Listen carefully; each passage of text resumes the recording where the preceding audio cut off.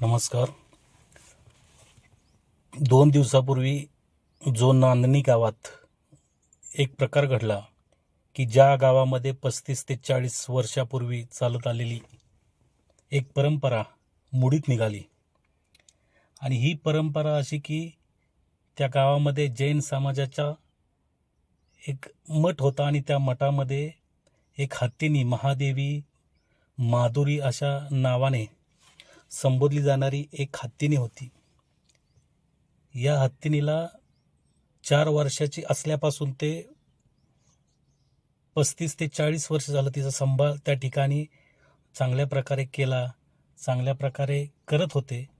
आणि ती हत्तीनी त्या गावाचं एक आकर्षणच नव्हतं, तर त्या गावाला लागलेला लळा या हत्तीनीच्याकडं बघितल्यानंतर आपल्याला दिसून येतो. मित्रांनो, आज या अख्खा कोल्हापूर भाग नव्हेच तर ज्या ज्या ठिकाणी ही बातमी लोकांपर्यंत पोहोचली, तो प्रत्येक माणूस हळहळल्याशिवाय राहणार नाही.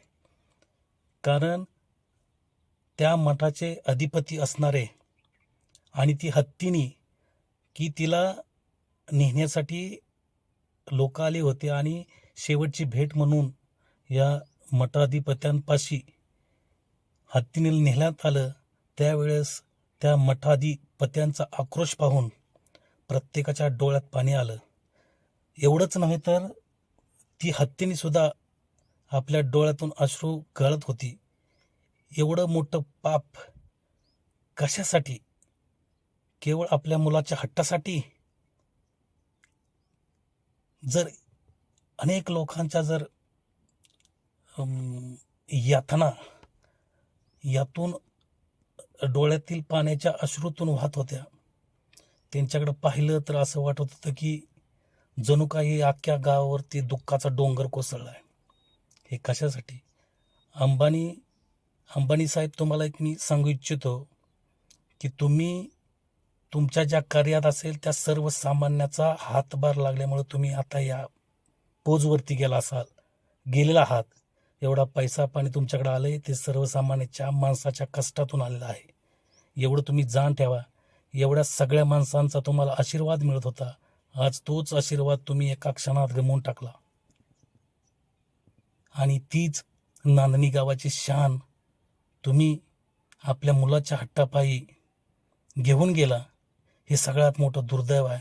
आणि मला या मीडियाच्या माध्यमातून सांगावंसं वाटतं की कोल्हापूर जिल्ह्यामध्ये अनेक खासदार आहेत, झालेले खासदार, चालू खासदार, अनेक नेते मंडळी, यांना कोणालाच का उदय आले नाही?